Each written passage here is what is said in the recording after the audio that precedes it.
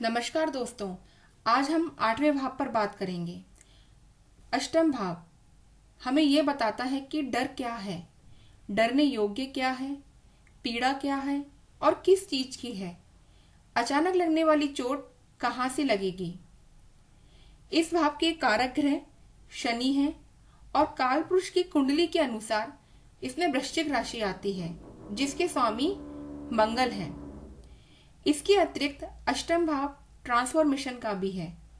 व्यक्ति के जीवन में कुछ ऐसी घटनाएं होती हैं जो उसके मेजर पॉइंट बन जाते हैं, वो इसी भाव के कारण होता है। लेकिन नए बदलाव लाभ या हानि के होंगे, ये इस भाव और उसके स्वामी के नक्षत्र की स्थिति पर ही निर्भर करता है। इस भाव को गड्ढा भी कहा गया है जिसमें जीवन के सुख दुख छिपे हैं। ये त्रिक भाव के नाम से भी जाना जाता है। लेकिन कोई भी भाव अच्छा या बुरा नहीं होता, सब उसकी स्थिति पर ही निर्भर करता है। तो आइए इसके गुण धर्मों को जानते हैं। जीवन काल। आयु का निर्धारण करने के लिए इस भाव को विशेष महत्ता दी जाती है। इस भाव से व्यक्ति की दीर्घायु और अल्पायु का विचार किया जाता है। किसी भी व्यक्ति की आयु उसके पूर्व व इस जन्म के कर्मों से प्रभावित होती है। उसका प्रभाव मनुष्य की आयु पर निश्चित रूप से पड़ता है। इसलिए आयु का निर्णय करना एक जटिल विषय है। मृत्यु का स्वरूप। कुंडली में स्थित अष्टम भाव मृत्यु के स्वरूप का बोध करता है। इस भाव से ही मृत्यु से संबंधित सभी प्रश्नों का विचार किया जाता है। आत्महत्या। अष्टम भाव या अष्टमेश पर पापी ग्रहों का प्रभाव हो तो व्यक्ति सुसाइड की सोचने लगता है, लेकिन इसके अतिरिक्त अन्य बातों पर विशेष ध्यान देना आवश्यक होता है। आकस्मिक दुर्घटना। अचानक होने वाली दुर्घटना को भी यही भाव दर्शाता है। डूबना, अग्नि दुर्घटना, मृत्यु दर आदि इन सब पर भी यही भाव प्रकाश डालता है। पीड़ा। शारीरिक व मानसिक पीड़ा। अष्टम भाव में जो राशि है और उसके स्वामी से संबंधित शारीरिक अंगों में व्यक्ति को अक्सर पीड़ा रहती है। हानि और असफलताएं। जिस भाव का स्वामी इस भाव में आ जाता है तो उस भाव से संबंधित संदर्भों में व्यक्ति को हानि, असफलताएं व रुकावटें आती रहती हैं। नकारात्मक सोच या डर। अष्टम भाव का स्वामी जिस भाव में बैठता है, व्यक्ति को उस भाव से संबंधित विषयों के लिए डर महसूस होने लगता है। अनार्जित संपत्ति। दहेज।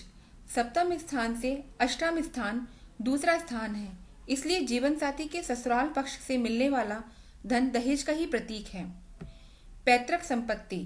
पैतृक संपत्ति का विचार भी अष्टम भाव से ही किया जाता है। गुप्त धन। छुपा हुआ खजाना या अचानक से मिलने वाला धन भी इसी भाव से ही देखते हैं। ब्याज दर। ब्याज से मिलने वाला धन भी यही भाव बताता है। लाभ में हिस्सा। सप्तम से दूसरा भाव होने के कारण व्यापार में पार्टनर के साथ लाभ में हिस्सा यही भाव दर्शाता है। शेयर बाजार।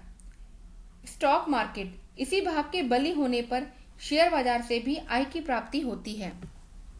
गूढ़ ज्ञान। अनुसंधान। यह भाव खोज व अनुसंधान से भी संबंधित है। यह अनुसंधान या खोज ग्रहों की प्रकृति के अनुरूप भौतिक है या आध्यात्मिक किसी भी क्षेत्र से जुड़ी हो सकती है। ज्योतिष। जब व्यक्ति ज्योतिष सीखता है तब उसका यह भाव कहीं ना कहीं एक्टिव जरूर होता है। तंत्र मंत्र का ज्ञान। यह भाव ग्रहों की प्रकृति के अनुसार पॉजिटिव हो तो व्यक्ति को तंत्र मंत्र का ज्ञान एक अच्छे स्तर तक होता है, यदि उसकी आध्यात्मिक रुचि हो तो। अष्टम भाव व अष्टमेश की कृपा के बिना कोई भी व्यक्ति इन क्षेत्रों में महारत हासिल नहीं कर सकता है। मनोचिकित्सक, स्वास्थ्य चिकित्सक, कुंडली का जागृत करना भी इसी भाव की प्रकृति पर निर्भर है, क्योंकि अष्टम भाव गहरा गड्ढा यानी कि जमीन के अंदर छिपा हुआ ज्ञान सभी इसी के अंतर्गत आते हैं। शारीरिक अंग। Sex organs, prostate glands, ovaries, इन सभी अंगों को भी इसी संदर्भ के अंतर्गत रखा जाता है।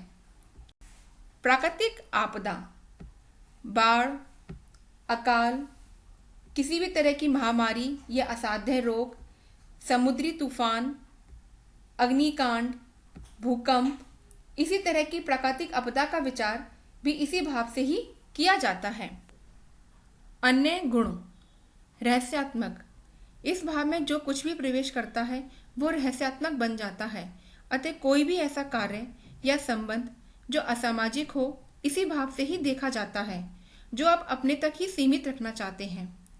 दाम्पत्य सुख, सप्तम से दूसरा होने के कारण विवाह के बाद मिलने वाले सुखों को और जीवन साथी की आर्थिक स्थिति को भी इसी से ही आंकलन किया जाता है। विदेशी विनिमय, कर से प्राप्त होने वाली आय, बीमा कंपनियां, उनसे मिलने वाला मुआवजा और बीमा एजेंट सभी को इसी से ही देखते हैं। लॉटरी से भी अचानक से आपके जीवन की दिशा बदल जाती है, लेकिन अष्टम भाव से प्राप्त होने वाली आय के पीछे कष्ट या दुख होने की अधिक संभावना बनती है। राष्ट्रीय ऋण, फैक्ट्री, विदेश यात्रा, ये सभी इसी के अंतर्गत आते हैं। इस प्रकार आज आपने अष्टम भाव के अहम गुणों को जाना।